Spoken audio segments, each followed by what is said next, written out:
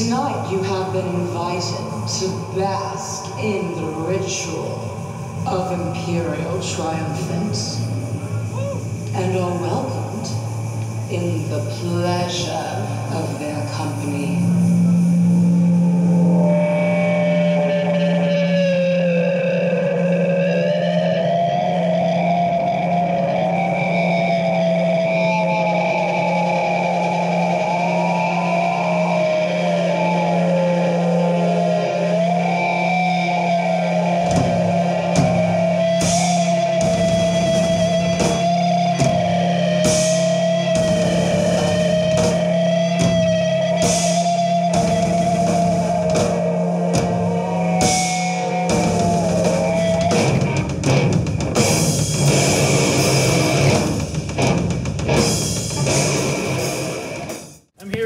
City avant-garde black metal project Imperial Triumphant. Thanks for taking a few minutes to speak with us today. Thanks for having us. Can I just have you guys start by introducing yourself and what you do in the band? I'm Zachary Ilya Ezrin. I play guitar, lead vocals. Steve Blanco, play the bass. Name's Kenny Grahowski, play drums. All right. Real quick, can you give me a little brief history of the band, how it all came together? I'll give you the right one. I would say 2012, I put out a full-length record called Abominamentum with another trio. Okay. And then just over time releasing in the New York City scene. Eventually, around 2015, I got this trio together, which is the main one that put out Vile Luxury. So okay. It's been about 3 years of us, this lineup. Okay. And how about the name Imperial Triumphant? Where does that come from? It's a funny story. I was just walking across Park Avenue one day in high school, and I was just literally thinking of cool words to say. Okay. And it just came out just so naturally. Your music, at least Vile Luxury, and recently is famously meant to be a sonic representation of New York City, as I understand it. What aspects of the city do you feel you're capturing on that record? That's a great question. I mean, we're trying to capture all aspects of the city. Okay. From the greatest to the worst, since it's the apex of evil, but also it's got a lot of great stuff going on too. So try to get the top is being supported by this bottom that's doing all this work. Okay.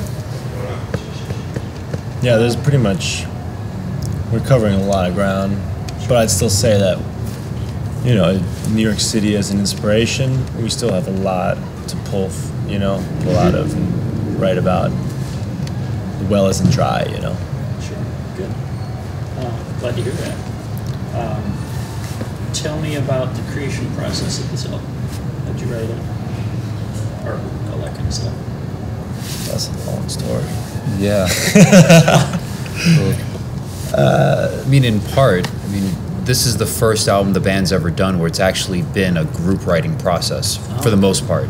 Usually in the past, like what Zach was kind of alluding to with the previous group and up to the current group, it was always kind of Zach's songs and ideas, and we kind of, whoever it was, would come in and just sort of interpret.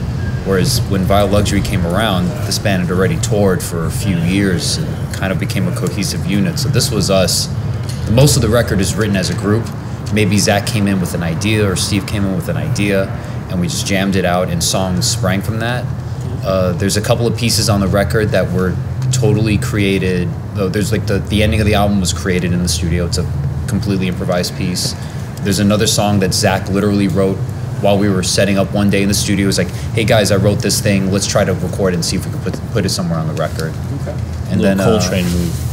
Yeah, total Coltrane move. And I wrote a couple songs that ended up on the record, one of which remained as it was, and then the other one became a group song over time where they both started adding sections and chunks, and it became a group song anyway. Sure. But this is really, this is really just a group dynamic, experimenting, jamming, sitting in the studio and just playing or just doing something over and over again until new ideas come out. Okay, cool. Speaking of Coltrane and I guess more generally jazz, why is jazz such a big influence for you guys? We're jazz musicians. Okay.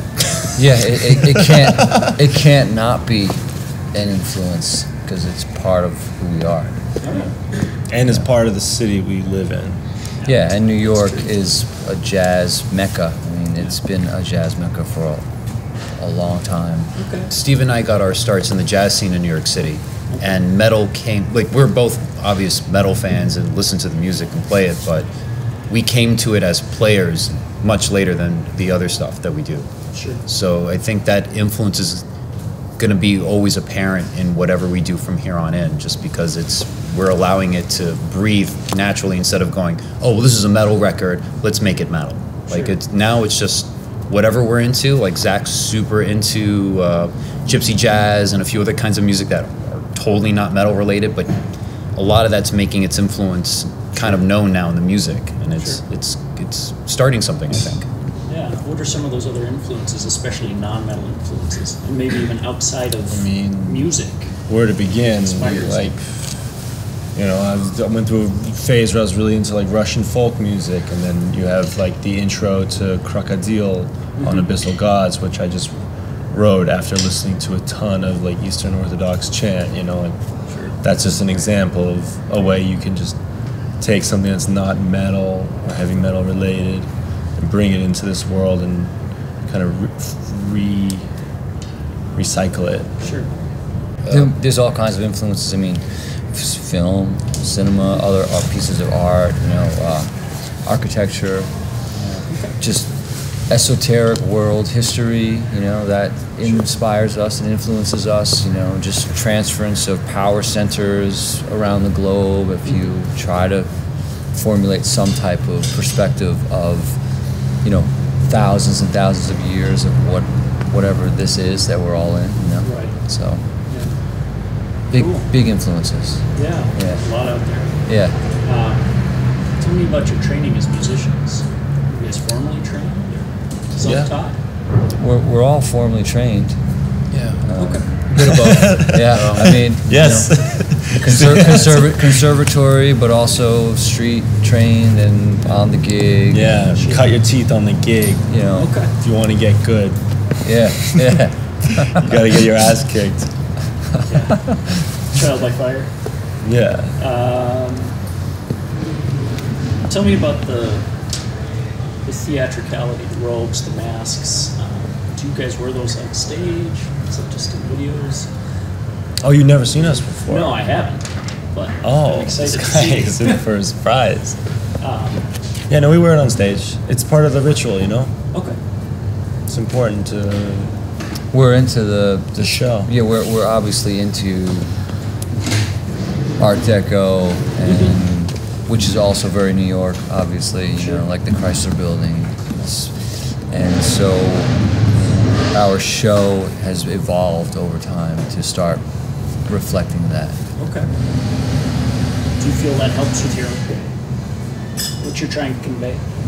It's all Yeah, I mean, part of the big bang. yeah, it gives us a nice focus, you know, Okay. and allows us to get very creative, you know, inside of these confines. Awesome. And it also gives the viewer and the listener something visual to codify the experience with. Because most people, no matter what kind of music it is, they hear it with their eyes. Sure. They don't really listen to what they're hearing. They just hear it, and then whatever they see culminates the experience. So this allows anything that we do on stage to have a focus also for the audience as well. And like Steve said, in a weird way, it focuses our energy on the music.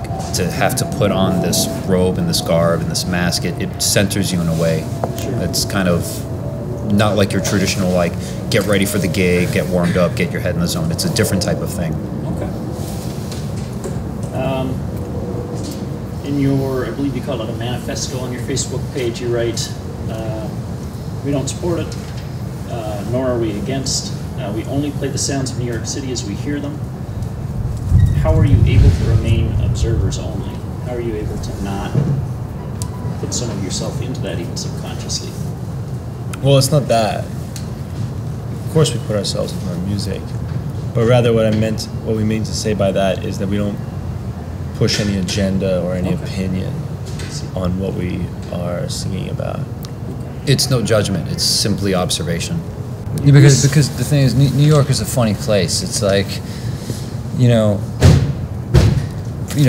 we call it the center of the world or that kind of thing, or but it's you can't live there and not be influenced by all of these things, obviously. But we're not of the opinion that we really know what's going on. We're just looking at what's going on, and so we're trying to, not trying. We're putting that into our music. You recently posted about a secret upcoming project requiring an artist on Facebook. Any hints on that, or No. no? No. I had to ask. Mum's the word. No, Soon. it's gonna be sick. That's all I'll say. Soon enough. So, seems like everything I've read about Bioelectry, it's a huge success. I love the album personally. Where do you go from here? What goals do you still have for this project? We got a lot of touring to do in the next coming year or so. That's all being kind of planned now. And then, we've been writing even the last few months, just working on new stuff, kicking ideas around. Even just talking about an idea for a song can be the hardest work. And so hopefully have something out by 2020. Cool. You're scheduled to play at Roadburn, and I think I read the plan is to play Bioelectry in full as well as a couple of improvised pieces. Can you tell me about those pieces? And because I think I read they were improvised in the studio. Yeah, those are the ones we told you ones. about. Oh, Yeah, okay, yeah. okay. Yes. So it'll be full Bioelectry, plus we'll plan a bunch of really cool stuff that you will have only seen at Roadburn. Okay. So make sure you get your tickets now. I'll live vicariously through someone else. I don't think that's possible on my salary. That'd be awesome. What else should we know? What have I missed? What else is important to you guys? I'll just say, make sure when you listen to Bioelectry, you have top quality headphones or monitors or however you take in music. Make sure it's super high quality, because the difference in this record between that level of fidelity and Apple earplugs, it's almost like a completely different record. Sure. You will literally miss chunks of the record. Yeah. Physically, will miss chunks of the record if you listen on cheap earphones. Okay. All right. Thank you very much, guys. Thanks Thank so much. you. I appreciate it.